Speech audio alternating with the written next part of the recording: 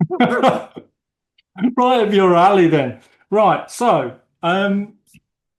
We're going to make a start. So welcome Ben Watson, a massive Thanks friend a lot. of the Making the Most of Now podcast, and so welcome to what is episode one of the Road to LA. For the audience out there, we have decided between the two of us to tell a bit of the story of Ben hopefully making it all the way to LA for the Paralympics, and then from there on in, that top step of the podium once again. For those Hopefully. that Yeah, that's okay. aren't familiar with Ben, um, Ben is a double Paralympic champion from Tokyo. More impressively, an incredible member of the Tour de MMN team.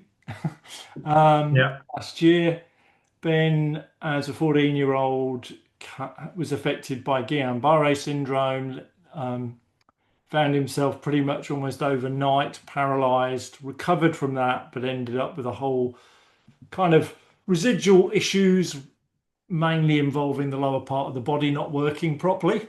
To summarize, we're Yeah, that's a pretty good one. we're not going to delve into this too much because there is a whole episode we did last August going into that. What we want to do is start a very much short, sharp conversations that over the next 2.5 years take you. I'm not sure if you want to go too deep into your mind, Ben, because I have No, a no, fear no, no one wants to go there. it's a dark, dark and scary place. Um, but get under the kind of hoods, so to speak, of your world, paracycling, inevitably a bit of your condition, but what being an elite para athlete looks like. Um, and I hope at various stages we might get some insights from those that are around you, whether it's loved ones, teammates, coaches, etc., etc. Um, get a bit of the time, um, hopefully, on the ground, seeing you doing the business. But yeah, so we'll take it from there. That's enough of me talking. Um, so where are we at, Ben? When we last chatted on the podcast, it was around the world's time last year. We're now that was about August. Um, it's now where are we? Middle of May. Middle You, of May 2026, yeah. you've just had a couple of World Cups. So how's it going? And then and when you tell us how it's going, then I want to talk to you about how you got there because your training methods seem a bit unusual, and I'll delve into that in a minute. Not So ideal at the moment. Yeah, so Worlds last year didn't go particularly well, in terms of results wise. It wasn't very well for TT day and then just made an error in the road race, and had one of my worst Worlds results I've ever had. But also that is consistent post games for me. I just like to do. I've made a choice to go and do a bikepacking race with my partner that finished 2, 3 weeks beforehand. So it was always going to be a bit of a gamble. I thought I had some fairly decent legs, but didn't really have that snap. So back to the drawing board over the winter. Obviously, the bikepacking stuff has a place.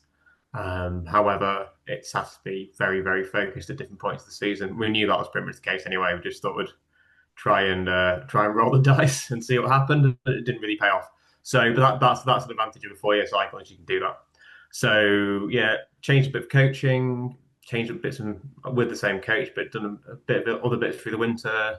I've been going pretty well, really, up until sort of I've been going pretty well. I've not had a huge amount of race specific stuff. It just hasn't really fitted with like personal life at the moment. And yeah, and then come back from 2 World Cups in Belgium and Italy. The TT getting closer, sort of like 45, 30 seconds off fourth, and then like 45, 50 seconds off the podium in the first race in the TT. Second TT, I was probably a bit closer, but then decided to have a little invitation with some Italian tarmac on the second lap, which is not really my sort of style. Um, but yeah, everything's improving on that. And then the road racing went a lot better, pretty aggressive. Fourth in the road race in Belgium and third in the road race in Italy. So fundamentally, that's basically done a good way for me getting selected for World Championships in Huntsville in 3.5 months' time. In September, yeah. The, Start the of September, yeah. the racing side of it. So, I mean, it's hard to know, but how much para racing is there? How much racing would you do? Because there is, my limited experience, right? There is nothing like a race to push you. You can do training programs as much as you like Yeah. that'll tell you to do, I don't know, really intense intervals, whatever it is. There's nothing like a race to push you and push your limits. Um, how much of that do you get to do generally, and then more specifically, actually against the people you're going to compete against? So racing is another thing that we always need to try and find more time for, and I always say every year needs to do more racing, and then I don't tend to do as much. I don't do a lot of time trialing, but not a huge amount of road racing, crit racing. I need to do more of that. Basically, there's some really good riders around here, so we get some good training efforts with like chain gangs and stuff. Hmm. Um, so they're pretty much racers anyway with the guys I ride with. So that's good. I'm always riding up. In terms of actual pure power racing, there isn't really there's a national series in the UK, but we're by far the strongest. So it doesn't really help. Yeah. So and then the guys we race with race 3 or 4 times a year, and you sort of know how like everybody knows what every not everybody knows what everybody's going to do, but everybody knows what each of the strengths are. But it's still a good race. Like it's incredibly aggressive. Just hard racing from the gun for an hour and 45, 2 hours. So yeah, for me, I think it's just I need to do some more road racing, and that is a primary goal probably for next season is actually stick to it and stick to some points to get more road racing in. I'll do some more crit racing this year. It's just fitting it in around everything else I want to do. I think that's for me is a big point of this like push into LA. Is that I think for me for LA I need to be like road racing is always quite good, especially the course for LA is looking hillier, looking quite technical. Apparently, is what the rumors say. So that's positive for me. Hmm. I need to focus on getting a bit lighter, probably like 77, 78 kilos, a couple of kilos lighter than I was when Tour de MMN. I need to get down to about 72 really for LA, 71. That'd be quite fast, which is just fine. It's just body fat, which is not a problem. It's just sort of a conscious decision on doing stuff like that. But as well, like the big thing for me as well is just actually keeping what I learned. I think we was discussing this briefly beforehand. For me, I want to do the gravel racing. I want to do some bike packing stuff within like the training to actually Yeah. just it's just a variation to keep the motivation up. The motivation is always is there, but actually, you know what? Looking forward to doing different things, and that's yeah, making just it's doing different training sessions a different way. Keeping mentally fresh. I was, Yeah, I was, I watched on YouTube, for those that are interested, and I will put a link in this. I watched your road race win in Tokyo, and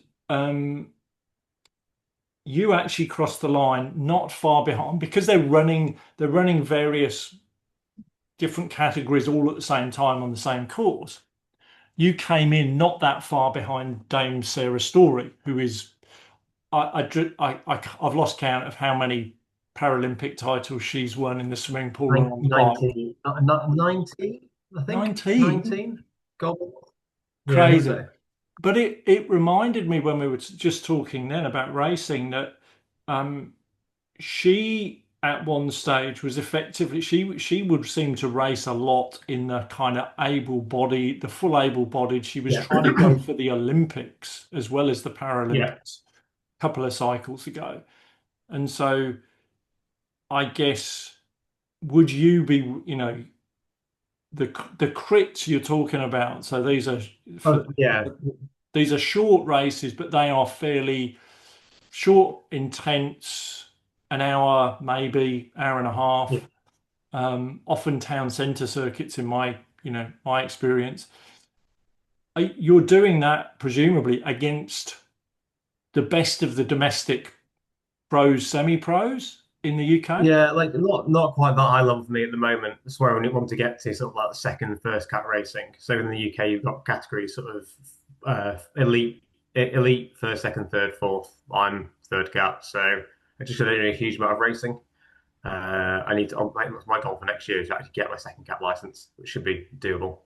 And then when you're there, you get into guys who are very, very good. Just a reflection of the UK scene at the moment. But yeah, like there's lots of very strong riders in that second, first cap sort of part. But yeah, like yeah, all the racing I tend to do outside of it is footwear just against is non-para. Um, Yeah. Yeah. that's I quite enjoy. It's quite good fun actually. So I'm doing a club TT this evening with my training partner. So that'll be fun. See how close he is on his road bike versus me on the TT bike, and I think it's going to be very because he's an absolute weapon. And you're um you know you've you're dabbling or you enjoy dabbling as we said in the kind of bike packing, that adventure side of stuff, the gravel racing. Yeah, Um, Gravel racing generally quite a different beast to your para races are relatively short, right? We're talking kind of 80k maybe, give or take. 80k max. Yeah, 80k max for us for It, the seasons. and you've signed up for Unbound in Kansas, which is kind of, I know there's a World Championships of gravel now, but it's kind of like it's still to many people it's the unofficial World Championships of gravel. Yeah, Um, it's 200 miles. You not long way. Yeah, um that's obvious. I mean that must have quite different demands to the short, intense. There's a massive endurance piece in that, right? Yeah, Um, endurance and eating. Yeah, Endurance what? endurance and eating. And eating. Both things I'm quite a big fan of. But are you that begs the question though, whether you're going to get away with just Haribo or whether you're Mm. actually going to have to be a bit more scientific about it.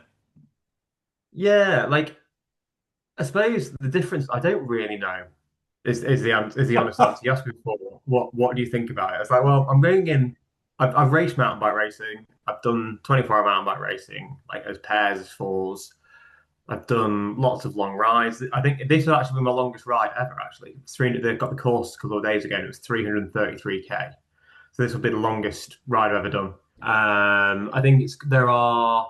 I do sound quite. I'm fairly blasé about things. My partner Alice calls it positive reinforcement about non-failure, whereby I always just seem to walk away with stuff, and doesn't encourage me to be more prepared.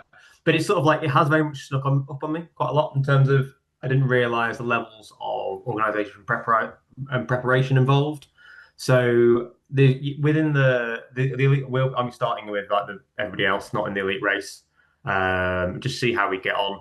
Try and get to the front at the start, and stay near the front.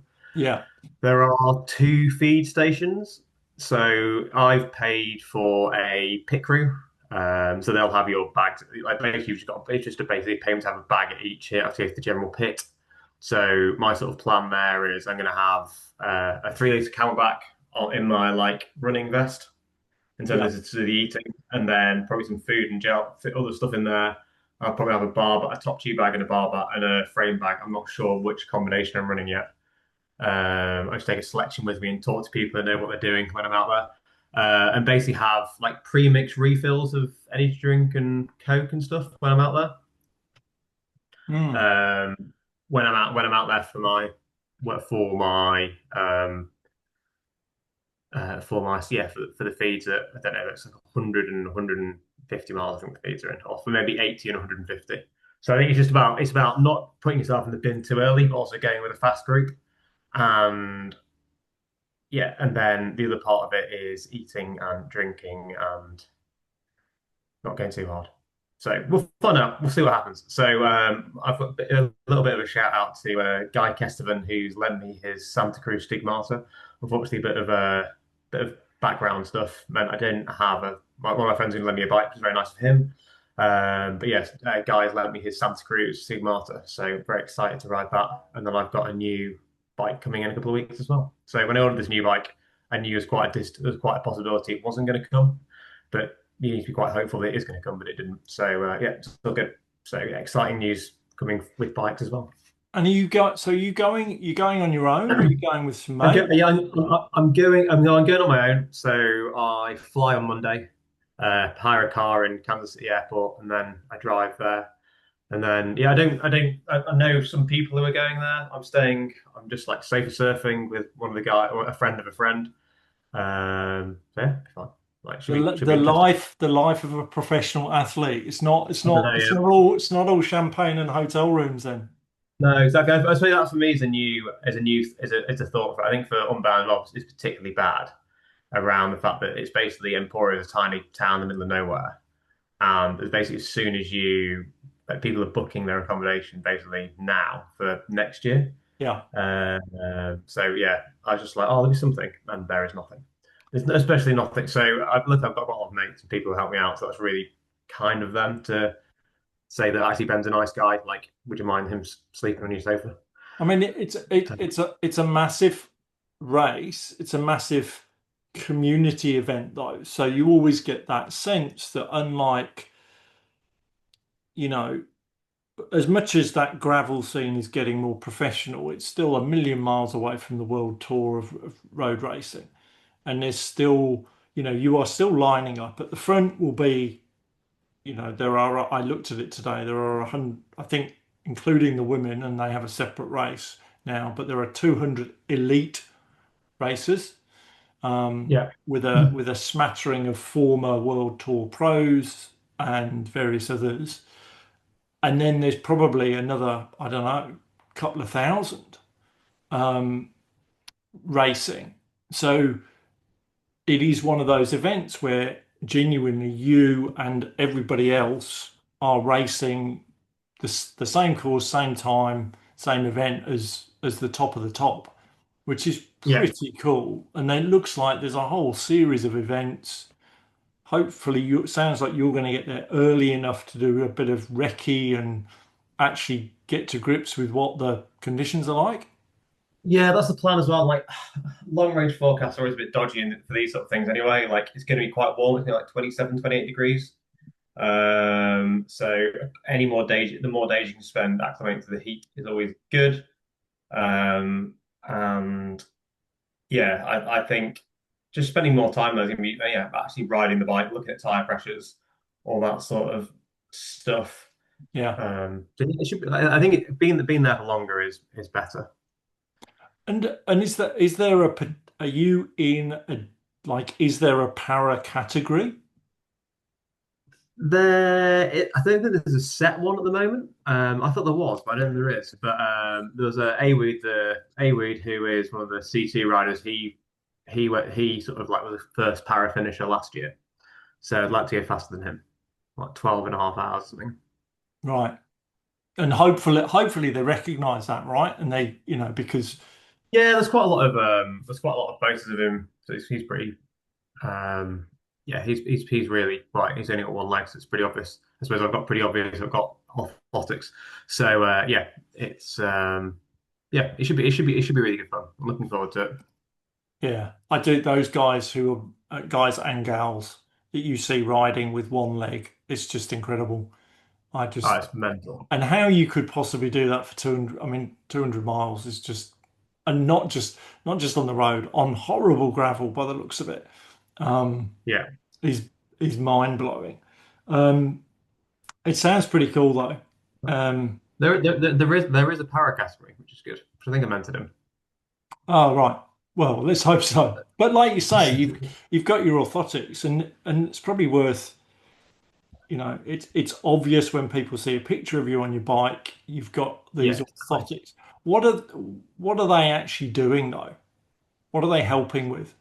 So the orthotics actually just help my. So if I did wasn't riding with orthotics, I basically have no control over my ankle movement. So it basically just stabilizes the pedal stroke and allow me to transfer power a bit more effectively. So it helps reduce fatigue, that sort of stuff. So in fact, for most of my cycling career, cycling life, I didn't actually use them, but yeah, they are do help in terms of performance. So And so yeah, basically, how do, is it, is it a case that you can do what you like as long as you don't put a motor in them? Or What Yeah, are so the the rules? regulations are you're not allowed to add energy. Right. So you couldn't have like like with how the runners use like a massive like leaf spring.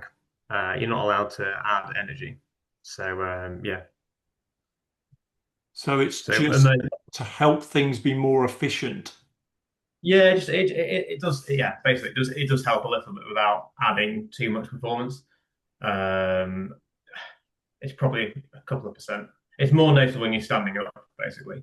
But like steady state stuff, not a massive change. It's just more comfortable, and it, yeah, basically allows a better power transfer. Also allows, in theory, a better position on the bike because you've got more support, so you can rotate Hmm. for your hips a bit more. So we're doing a bit of work at the moment with small orthotics with a guy called Ben Muse at Pink Jersey in Ripon, doing a bit of a mess around with him and the Biomet Lab and Proactive Prosthetics in Leeds, who are helping me out with these new braces.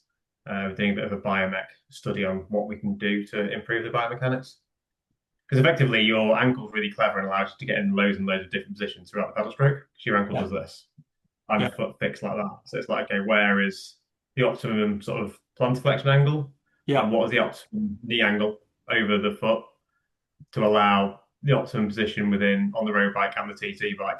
I think it's going to be sort of probably two different ones, which is reasonable in terms of like biomechanics. But yeah, it's a bit of a project. I've been wanting to do for a while, but now we're just getting into it, which is good. So especially with the next couple of years being quite important, So it's it's kind of hopefully there's a lot of biomechanics involved and kind of yeah. that kind There's of lots stuff. of biomechanics, and then there's lots of obviously learned habits from other biomechanical patterns that need to be unlearned. So it's not like you do it and you go, that's better. Okay, it is better, but actually, what does this mean? We have to ride it for a month and then go, right, okay, your movement patterns have changed now, your muscles have adapted. What actually happens? So yeah, it's a bit of a long process, but it's really interesting. I guess it's an interesting one because, there's so much if you for anybody riding a bike, once you get into the world of clipless pedals and you're Yeah. clipped into there's a lot you can kind of a lot of damage you can do if you get your cleat position wrong and your knees rotating wrong and all that kind of stuff. And I guess you're playing with the same kind of Yeah, it's elements exactly in the terms of trying to make sure you optimize your pedaling stroke, and don't do something that actually causes an injury somewhere. yeah, basically. And I think that when I first went across to orthotics, that was, and I ended up doing too much, changing the movement patterns too much, then ended up hurting my knee, and that wasn't ideal. Hmm. So it's just, I think, yeah, very much so. That's like not, but everything's a learning process, isn't it? Like it was just a bit of a tendonitis, and it went down after a couple of weeks. But yeah, exactly that. It's sort of like you are actually fundamentally changing quite a lot, and especially like that's a very cycling specific movement as well. So a movement off the bike is different. So it involves basically quite a lot of mobility and stuff going forwards now, which is quite interesting. So I mean, and I guess now is the right time because, as we said right at the start, the qualification for the Paralympics, the first points are awarded at the Worlds in Huntsville, and so Yeah, now's the time to experiment so that you're kind of you've got your position as best dialed in before that 2 year cycle. You're not, you don't want to be going into the last 6 months tweaking everything, right? yeah, which is what I have been doing, which isn't ideal. Yeah, it'd be quite good to get something sorted. But yeah, exactly that as you say. So for probably just a good way to sort of summarize the process of these next 2 years, 2 and a bit years, or like 2 years, is that effectively we are selected for Paralympics GB based on our chance of winning multiple medals for primarily, and then medals at the Paralympic Games. So that's based on past results within the qualification period. So the qualification period is basically Worlds in Huntsville up until July 2028. And Yeah. then, so new results there, basically, effectively saying that if you've been medaling repeatedly in the World Cups and the World Champs, you're probably likely to medal at the Games. So therefore, that's a big tick forwards. there's also a load of other summary bits about how you are engaged with the team. Are you there available to support another member of the team? I think it's becoming more and more important as things are getting harder and harder and more competitive. But effectively, this next 2 year period is a personal qualification bit, like I've just said. There's also a GB points qualification section as well. So effectively, what happens is all your results are put together over the next 2.5 years, and at the end of every year, the points are tallied up, and that sort of says how many places you get. So they've Right. changed it slightly this year, but effectively for the last 2 years, there has been qualification spaces available, but you've got to finish within the top. To get a athlete spot for this year, you have to finish in the top 20 nations in your region. So I think French at the top then is us. So we've definitely ticked that box. And then next year, it's point of the number of points the top athlete in each category has is basically all counted up, and where that ranks, you then get a ranking position, and then that gives you a certain number of places. And then in 2028, it's the top three athletes for each category. So last period it was last cycle it was top three for the 2 years of the full point scoring. It's only 1 year now, but I don't really. This is getting into policy and numbers, but I don't really see why they've changed it. Yeah. They've changed it to stop the domination of the other nations, but all that matters, all that happens, it doesn't really. I don't think it really has an effect. I think you just have to, yeah. We're having a discussion about it. I don't think it has much of an impact on like smaller nations not getting the spaces they need because there's only a limited number of spots per sport per Yeah. games, Yeah. basically. So yeah, so that's what's going on in the background. So fundamentally, I've got to be showing that I am medal competitive in all these World Cups, in all these World Champs. Like I'm quite a key member of the team now, so that helps them. That's positive. But that doesn't matter if you're not medaling, then you won't be going to the games. So they were just like, oh, is it not a bit unsure or if you're going to be going to the games or not? It's like, well, it's pretty obvious, really. You can, if you're honest with yourself, you know if you've got a good chance of going or not. I think I was in last year in Paris. Last time in Paris. I was a bit of a maybe. Um, but yeah, the courses probably help in my favour if I'm getting the results. So yeah, it's quite an easy it's quite an easy thing to do. Like yeah, if you Yeah. medal at World Australia in 2028, you're probably on the plane. Tick. But yeah, Does as it you make say, get everything for it makes a difference, a climbing course, a technical descent that you love, um, is going to make a difference, right? Because those are all, that. I mean, when I was watching the Worlds last year in Yeah. Belgium, it was, you know, it looked like it wasn't particularly technical. There was one long, draggy uphill that was dead straight. Yeah, it was like a Um, punchy climb. It's probably a bit too. It's one thing I need to work on. It's probably my weakness is that in a race situation is that 3 to 5 minute climb. So I'm just a bit. I was too heavy. So if I'm right. seven, I still did. Basically I was like 80 kilos. Power was fine, but like I'm just too heavy. So I'm back up down at 72, 73. Actually, that power to weight is there. So they Yeah. got I was doing like 400, about 445 watts for 5 minutes. And got dropped. So for me, but it's like I can just keep doing that and doing that and doing that and doing that and doing that. It doesn't really drop off. And obviously, it sounds like LA is going to be quite hard. So yeah, that's better for me. It just needs to be light enough to go with all the guys on the climb. I'll stay with them, and then I can go on the attack, either on the climbs or on the descents. Sounds good. Sounds good. Um, you sound pretty confident though. You sound happy where you're at in this cycle. I It think you brought up today. I reshared Victor Campenaerts being a really good vlog thing at the Giro, and he did a really good. He put a really good thing up yesterday about like most of your cycling is done in your head. If you're in a mm, good space in your head, you're going to go well. Like it's easy to get motivated. It's easy to be hungry. Like to lose weight, you've got to be hungry. Like for me, the weight is the issue. So therefore, like if I'm motivated, it's easy. I don't mind getting to bed hungry. But if you're, for me, I'm very much emotive in that sense. If you're, I'm a bit sad, I'll go and get a bloody Belgian bun or something. It's like, actually, do you know what? You walk straight past the bakery section, you just go and get some yogurt. Great. So, but yeah, that's the simple switch for me. Motivation. So yeah, I'm in a good place. I'm enjoying it. The racing's good. I'm enjoying the training. We've got a little like workshop called Road Service Course, which me and my mate Joe are running.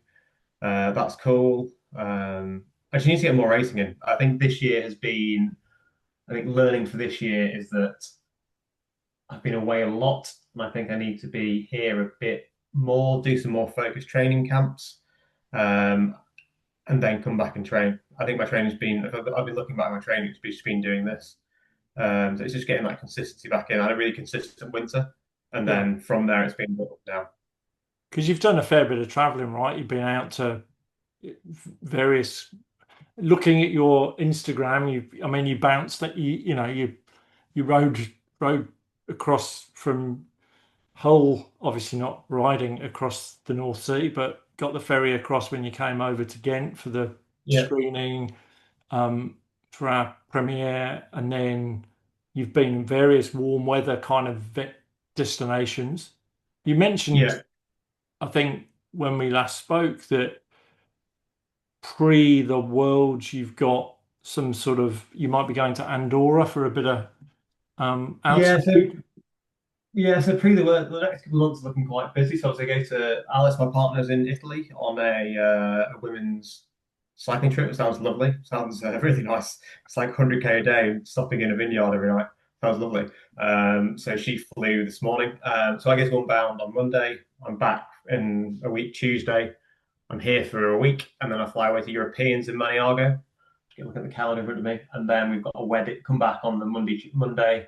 The Tuesday, Wednesday, I go to Norway to pick up my new gravel bike, so that'll be fun. And then the Friday, Saturday, Sunday, we're in Paris, so I need to figure out how much riding I can or can't get done. There would be a bit annoying. And then from then, it's just a massive block running into Worlds. So yeah, I'm here racing in the UK, and I'm in the Alps last week of the tour with Alice. So that'll be the first week of my altitude block. Then hopefully going to spend 2 weeks in Andorra, and then come back, and then I've got yeah 2 and a bit weeks until we go to Huntsville. So yeah, it's gonna be pretty full on. I think for me the learning curve this year is definitely the organisation. I think I need to have a better plan earlier on about what I can and can't do. I think I need to be back racing more and keep that consistency in the training. Yeah, Because it's not like the problem is when we're away at these race trips, you just massively detrain because the para racing is so compressed into like 1 or 2 weeks of the year, and you've got to go well. There's literally no point in doing. It's better just to freshen up and do tapering than it is to. I'd love to go on a 4 or 5 hour ride in the mountains in Italy when I was there, but it just wasn't the right thing to do. yeah, yeah. So I think it's like that's a learning curve, like going backwards and forwards. That I think the gravel stuff, Unbound will be really fun, but because it's in the US, it's a lot of travel. It's a lot of, If you're yeah.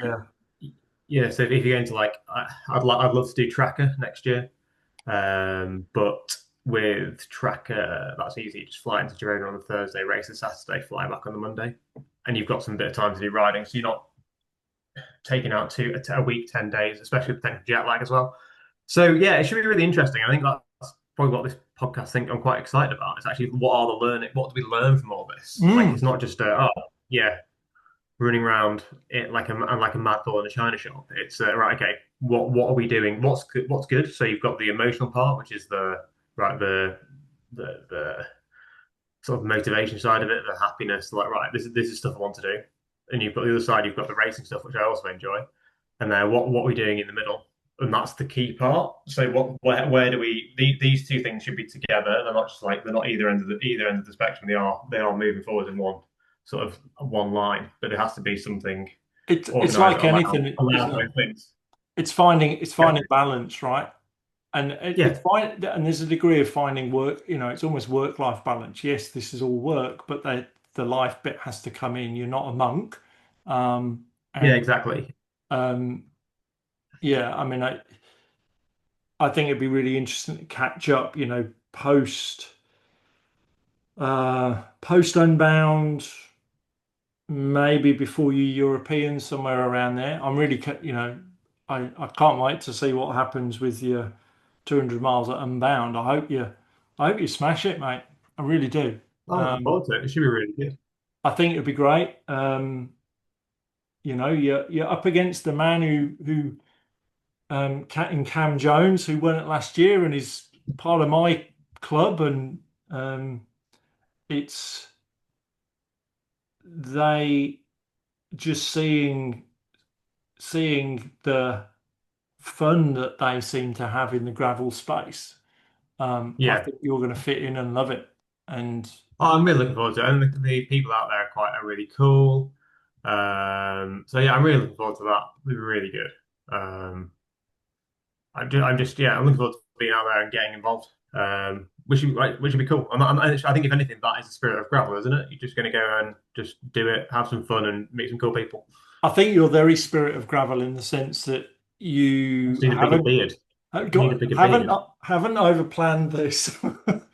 um, and yeah, I'm sure you're going to have some stories to tell when we get back. Um, I hope you've practiced your puncture repair. Yeah, well, I'm probably take two or three tubes with me, and I've got plenty of sealant in the wheels, and I've got plugs.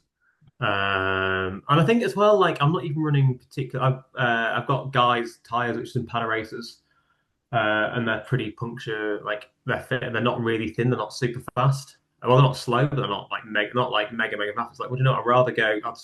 People, I think, my perception of it, people get obsessed with the rolling resistance side of it. It's like, well, the rolling resistance is great if you don't puncture. Fundamentally, I'm there to finish it. I don't want to be DNFing after flying 15 hours across the side of the world. If I'm 10 minutes slower because of my tire choice, yeah, that regards of as soon as you puncture, you've lost that rolling resistance game. Yeah, yeah, yeah. Or the not, and it also you're on a gravel bike as well. Like I'm not poo pooing the you just ride any tires. There are good tires, there are bad tires, but riding something that's paper thin when you're in a group, like it's different if you've got a contract on the line. I don't have a contract on the line. I'm here to try and win the power event, and I'm here to like just experience gravel racing. I think if we then move to track next year, I want to do well. I'd love to finish in the top 100 of outside the elites, but we'll see. We'll see what we do. I've got a good engine, pretty fit, and I quite like putting myself in a hole. So And yeah, yeah, yeah, you're a masochist, so you love it. That's good. You'll be doing it with a smile on your face, even in the worst moments, I'm sure. probably a grimace. But That's yeah, it. the Unbound actually sent past the supplies you must carry and supplies you should carry. Um, so yeah, I'm so there's two inner tubes, tire repair plugs, tube patch kit, tire repair boots, CO2, hand pump, tire levers, multi tools, chain links, tail light, cash debit or credit card.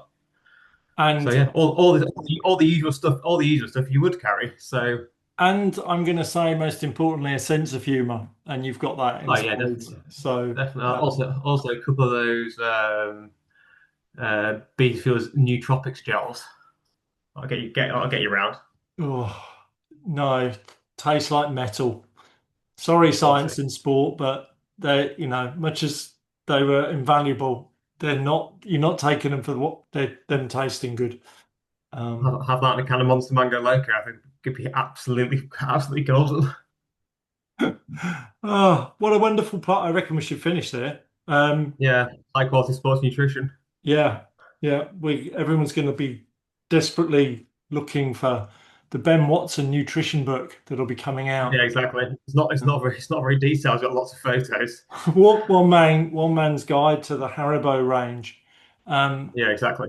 yeah, that's good, mate. Dragibus, but European Dragibus are the highest carbs per 100 gram in the Haribo range. There we go. Not to be recommended, people.